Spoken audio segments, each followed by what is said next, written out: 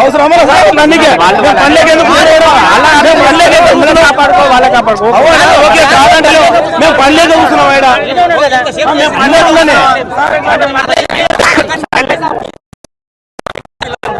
అందుకనే మాట్లాడుతున్నాండి అందుకనే అందుకే నా అర్థం చేసుకో అందరం మనమే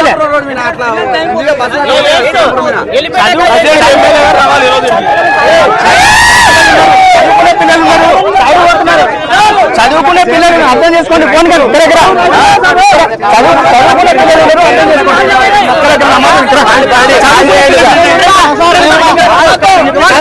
చదువుకునే పిల్లలు ఉన్నారు స్కూల్ పిల్లలు నేను చెప్తున్నాను నేను వచ్చింది మీకోసమే కదా మనం వచ్చింది మీకోసమే రండి రండి దగ్గర మళ్ళీ శెట్టి గారు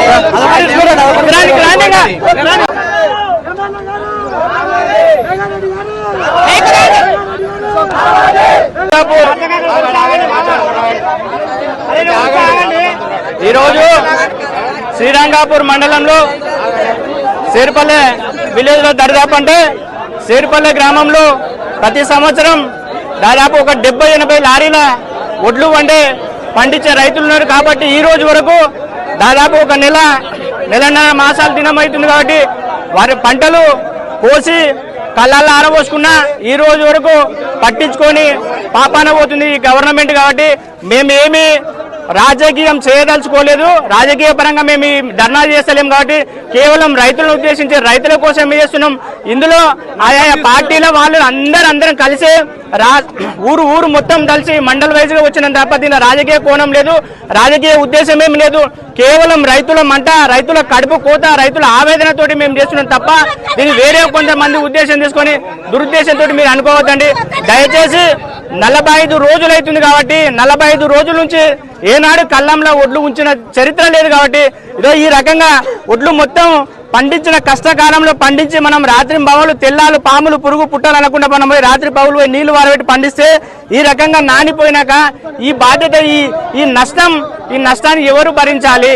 ఏ రైతు భరించాలి? ఇప్పటికే రైతులు నష్టపోయి ఆత్మహత్య పాలు చేసుకుంటుంటే ఇంకా ఈ రకంగా ఒడ్లు వచ్చిన మొలకలు వచ్చిపోయిన ఒడ్లను కొనడం లేదు. కొన్న తర్వాత మళ్ళీ మిల్లర్స్ దగ్గరికి పోతే కూడా వాళ్ళు కూడా దాదాపు కింటాల్ తరుగులు తీసేస్తున్నారు. వాస్తవానికైతే లారీల ప్రాబ్లం చాలా ఎక్కువ ఉంది, లారీల కొరత వల్ల ఉంది. ఈ రోజు మనం కాంటా చేసి పెడితే లారీలోకి ఫోన్ చేస్తే లారీలు రావడం లేదు. అది రేపు ఎత్తనీక పోతే ఇక్కడే దాదాపు ఒక 4-5 క్వింటాలు తరుగు వస్తుంది. ఆ తరుగు వాస్తవానికి రైతుల మీద పడద్దు, అది గవర్నమెంటే భరించాలి. మిల్లర్స్ దగ్గరికి పోతే కూడా అక్కడ కూడా దించుకోవడం తప్ప 2-3 రోజులు అవుతుంది. కాబట్టి అప్పటికి పోవడం వల్ల దించుకునే సమయానికి వచ్చేసే వరకు ఆ తరుగులు తాలు వెతుకులాడి ఒక్కొక్క లారీకి వచ్చేసి 10-15 క్వింటాలు తరుగులు తీస్తుంటే ఇంత రకంగా ఒక లారీ మీద ఈ రకంగా తరుగులు తీస్తే ఈ గవర్నమెంట్ ఆ నష్టాన్ని మొత్తం గవర్నమెంటే భరించాలి. రాష్ట్ర రైతాంగం తరఫున ఈ గవర్నమెంట్ కి మేము ఒకటే విజ్ఞప్తి చేస్తున్నాం. అయ్యా, మేము ఆ రోజు రైతులు అందరికీ మాయ మాటలు చెప్పి మోసపోయి మీకు ఓట్లేసిన పాపానికి ఈరోజు మా కర్మ మేము అనుభవిస్తున్నాం తప్ప వేరే ఏమి లేదు. కాబట్టి మాకు ఇక్కడనే దయచేసి మేము మిమ్మల్ని ఏం అడగడం లేదు. నిన్ను బంగారు అని అడుగుతలేదు, మాణిక్యాలు అడుగుతలేము, ఏం అడుగుతలేము. నిన్ను రైతు బంధు నువ్వు వేయమని మాకు అర్థమైపోయింది. రైతు బంధు అడగడం లేదు, కళ్యాణ లక్ష్మితో తులం బంగారు అడగడం లేదు. మేము నిన్ను ఏం అడగలేము. కనీసం పండించిన పంటను కొనుగోలు చేయమని మేము అడుగుతున్నాం తప్ప వేరే ఏం లేదు.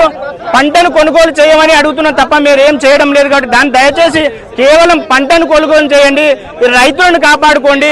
ఇక్కడ ఉన్న రైతులు దాదాపుగా కొన్ని 100 మంది రైతులు వచ్చిండ్రు. ఇక్కడ ఉన్న రైతులందరూ కొన్ని 100 మంది రైతులు వచ్చిండ్రు. ఇక ఈ రైతులు రావడం పార్టీలో ఖచ్చితంగా వచ్చిండు, ఒక పార్టీకి సంబంధం కాదు. రాష్ట్ర రైతాంగం రోడ్డు మీదకి వచ్చింది, పార్టీల గురించి కాదు ఇక్కడ మనం మాట్లాడే. రాష్ట్ర రైతాంగానికి కడుపులో పెట్టుకుని చూసుకోండి. ఈ వనపర్తి జిల్లా కలెక్టర్ గారికి చెప్తున్నాం, ఆ రకంగా జేసీ గారికి చెప్తున్నాం, డిఎం డిఎస్ఓ గారికి చెప్తున్నాం. కాబట్టి దయచేసి రైతులు కొనుగోలు చేయండి. గతంలో ఈ రకంగా లేకుంటే గత ప్రభుత్వం రైతులకు అన్యాయం జరగకుండా చూసుకున్న గవర్నమెంట్ ఉంది.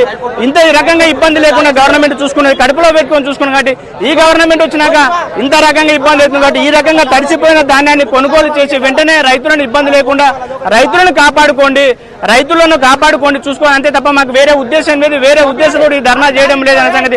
ఎందుకంటే సేర్పల్లిలో పూర్తిగా వ్యవసాయానికి ఆధారపడిన గ్రామం సేర్పల్లె గ్రామం. దాదాపు ప్రతి సంవత్సరానికి కూడా 60-70 లారీలు పండడానికి ఈ రోజు వరకు 5 లారీలు పోయినాయి. ఇంకా దాదాపు ఒక 40-50 లారీలు ఉన్నాయి. ఆ నష్టాన్ని కూడా గవర్నమెంటే భరించాలి. పోయిన ప్రతి లారీ తరుగులు తీయకుండా రైతులు ఎట్లా పంపిస్తే ఆ రకంగానే వాళ్ళకు పూర్తి స్థాయిలో న్యాయం జరగాలని కోరుకుంటూ నాకు ఈ అవకాశం ఇచ్చినందుకు పూర్తి స్థాయిలో ఒక్కసారి ఈ రైతుల కడుపు చూడండి. రైతులు రోడ్ ఎక్కిండ్రు, ఆ రైతులను కోసం చూడండి తప్ప మేము పార్టీల కోసం కాదు. రైతు ఏడ్చిన రాజ్యం, ఎద్దేడ్చిన రాజ్యం ఎక్కడ బాగుపడిన చరిత్ర లేదు.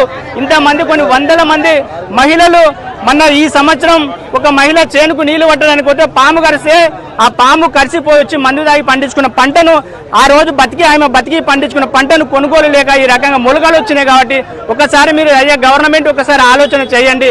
మీరు గవర్నమెంట్ ఎక్కిన అధికారంలోకి వచ్చిన అన్ని అబద్ధాలు హామీలు ఇచ్చి నువ్వు పైకి ఎక్కినావు తప్ప ఏమి లేదు. కాబట్టి వచ్చిన తప్పు కానీ కేవలం రైతులను కాపాడుకోండి, రైతులను ఆదుకోండి అని అవకాశం ఈ ఇచ్చిన పెద్దలను తెలియజేస్తూ సెలవు తీసుకుంటున్నాను.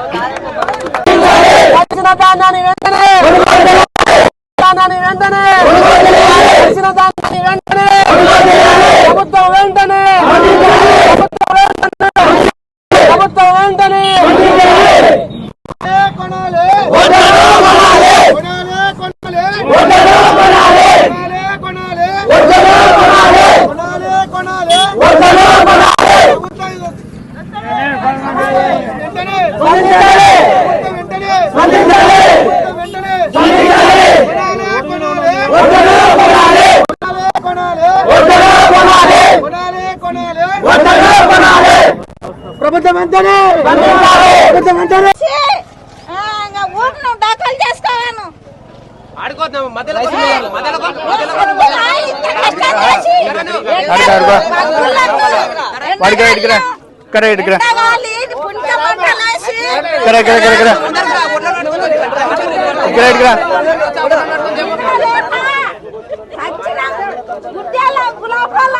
నీళ్లు లేక కాలువలు కట్టుకొచ్చుకొని పాములు కట్టుకుంటే పాము కట్టక మందు తాగి ఒట్టు ఉండి నీళ్ళతో వండించినాం.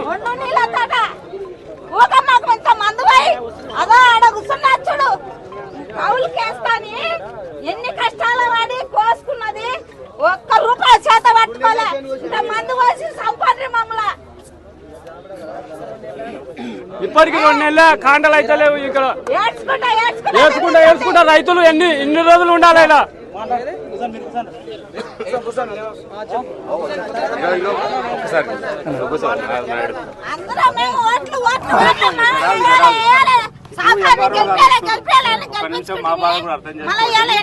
మాకు తెలుసు కాబట్టి మేము కూడా ఓపిక పడతా ఉన్నాం. కానీ ఇప్పుడు ఎంఆర్ఓ గారు కొత్తగా వచ్చిండు. ఆయన రైతులందరూ దయచేసి కూర్చోండి. ఇంటర్మీడియట్ ఎగ్జామ్ పిల్లలు చాలా మంది ఫోన్లు చేస్తా ఉన్నారు. వాళ్ళ భవిష్యత్తు కూడా మీరు ఆలోచించండి. ఇలాంటి ఇంకా చాలా బస్సులలో ఉన్నారు. మేము ఈయనే ఉంటాం. ఎంఆర్ఓ వచ్చే వరకు మేము కూడా ఈయనే ఉంటాం. దయచేసి 1 గంట ఇవ్వండి. మళ్ళీ రాకుంటే మళ్ళీ కూర్చుంటాం. ఎంఆర్ఓ వచ్చేంత వరకు మేము కూడా ఉంటాం. బాబు ఇప్పుడు ఇదే క్లియర్ కాదు. నష్టపోయినా ఆ పిల్లలు కూడా నష్టపోయి